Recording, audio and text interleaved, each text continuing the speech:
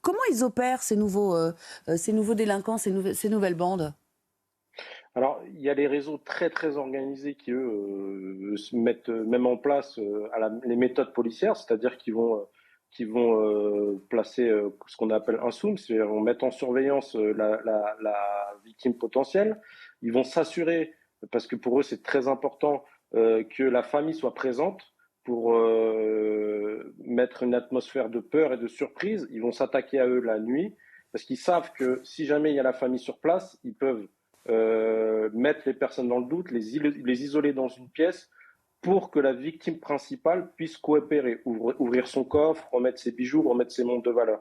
Après, vous avez les opportunistes qui, eux, vont faire plus appel à un réseau via une opportunité, hein, c'est-à-dire qu'ils vont avoir une personne qui va leur passer une commande, qui va leur dire tiens, il y a tel endroit, il y a telle personne qui habite, il y a beaucoup d'argent à se faire, on peut faire un moitié-moitié, voilà. C'est une autre forme de délinquance, mais on a l'impression que c'est pas que ça augmente, mais qu'on banalise la chose et qu'il y a de plus en plus de petites bandes qui s'organisent et qui s'adonnent à ces attaques, ces cambriolages, ces séquestrations sur des personnalités. Comment se fait-il qu'ils arrivent à déjouer à ce point les systèmes de sécurité ou d'alarme qui sont en place?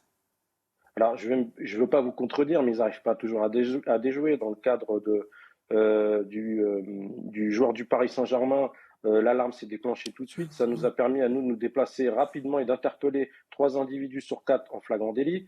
Dans le cadre de l'affaire du cambriolage sur Paris du chef cuisinier, excusez-moi, j'ai perdu le nom. Lignac. Cyril Lignac. Voilà, tout à fait, Cyril Lignac, il y a eu des interpellations en bas du domicile avec des faits qui apparemment des objets qui provenaient de son appartement. Donc justement, ces caméras Wi-Fi, ces systèmes de surveillance via les entreprises privées de sécurité et de surveillance qui font appel à nous permettent Ah.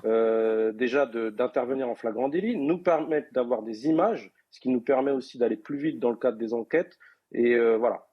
Donc dans la plupart des affaires, vous arrivez quand même à les attraper en flagrance, quoi. Ça, c'est déjà quelque chose de salvateur. Oui, et puis il Ouais. faut savoir une chose, c'est que ce qui est très important, et on oublie on ne pense pas souvent à ces collègues-là, c'est la police technique et scientifique. J'ai discuté avec un collègue d'un groupe de répression du banditisme qui m'a dit qu'en général, on peut clôturer une affaire de séquestration en quelques semaines Oui. si la police technique et scientifique trouve des traces d'ADN ou autre. Par contre, dans d'autres cas, en général, les affaires prennent entre 4 et 6 mois pour être résolues.